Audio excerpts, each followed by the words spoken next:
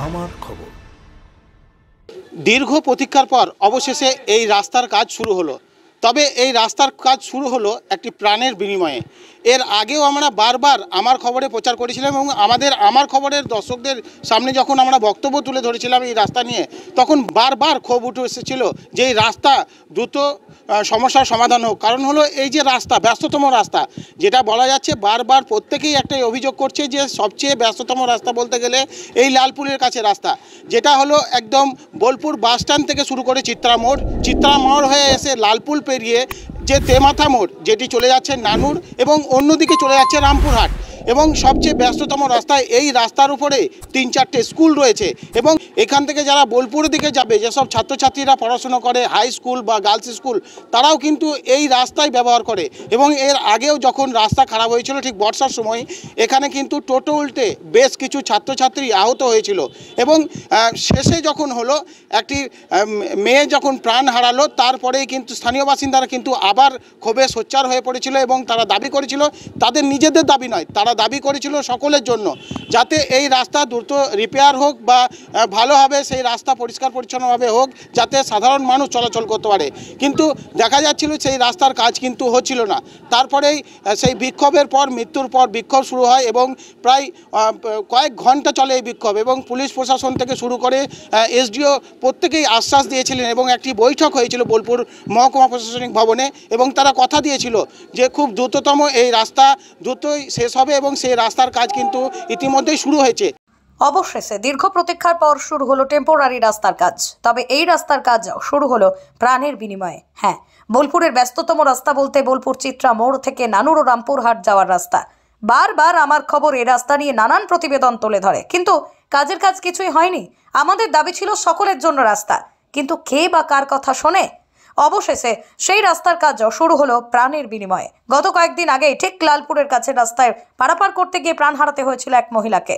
এরপরে স্থানীয় বাসিন্দারা পথ অবরোধ শুরু করে যান চলাচল বন্ধ করে দেয়। রাস্তায় টায়ার জ্বালিয়ে বিক্ষোভ শুরু হয়। তাদের দাবি ছিল একটাই, কবে মিলবে রাস্তা? অবশেষে প্রশাসনের পক্ষ থেকে আশ্বাস দেওয়া হয় রাস্তার কাজ শুরু হবে দ্রুত, তবে টেম্পোরারি মেরামত করা হবে। কারণ জানা যাচ্ছে ওই রাস্তায় আইনি জটিলতার সৃষ্টি হয়েছে, এর ফলে রাস্তা করা সম্ভব হচ্ছে না। আজ সকাল থেকেই টেম্পোরারিভাবে কাজ শুরু করলো পূর্ত দপ্তর। আইনি জটিলতা মিটলে তৈরি হবে উন্নত মানের রাস্তা। তবে পুরো বিষয়টি নজর রাখছে বোলপুরের মহকুমা শাসক অয়ন নাথ। টেম্পোরারি কাজ শুরু হওয়ায় কিছুটা হলেও স্বস্তি মিলেছে স্থানীয় বাসিন্দাদের। তবে আমাদের একটাই প্রশ্ন, প্রশাসনকে সাধারণ মানুষের ন্যূনতম চাহিদা মিটবে কি প্রাণের বিনিময়ে? রাস্তার কাজ শুরু হয় কি বললেন স্থানীয় বাসিন্দারা, শুনুন।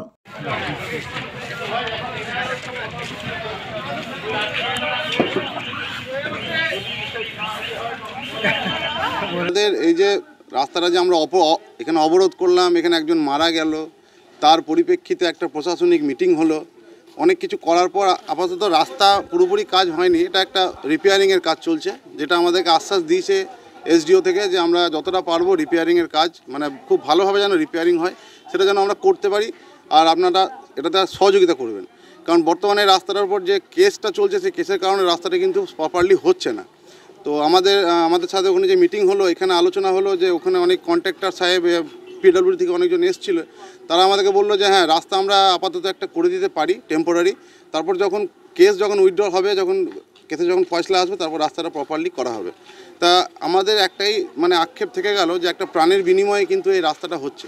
সরকার যদি চাইতেন তাহলে আরও আগেই রাস্তাটা করে দিতে পারতেন, তাহলে একটা এমনি একটা কোনো মেয়ের প্রাণ যেত না।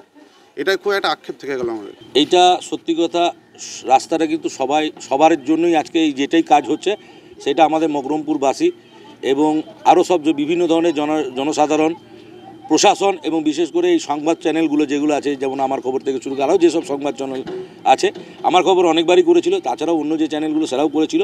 এই রাস্তাটা অনেক 4টে স্কুল আছে এবং প্রচণ্ড বেহাল অবস্থা। এই যে আপাতত কাজটা যে শুরু হয়েছে, মানুষের স্বস্তি হবে। এটা কিন্তু আজকে যে কাজটা, যেটা উদ্যোগ, সেটা কিন্তু সত্যি কথা আমাদের সাধারণ মানুষের, মকরমপুরবাসীর, এটা শুধু মকরমপুরবাসীর জন্য নয়, মকরমপুরবাসী করেছে, সাধারণ মানুষের জন্য সেদিন অবরোধ করেছিল যে অ্যাক্সিডেন্টগুলো হচ্ছিল এবং তাতে সংবাদ মাধ্যমও আমাদের সাহায্য করেছিল।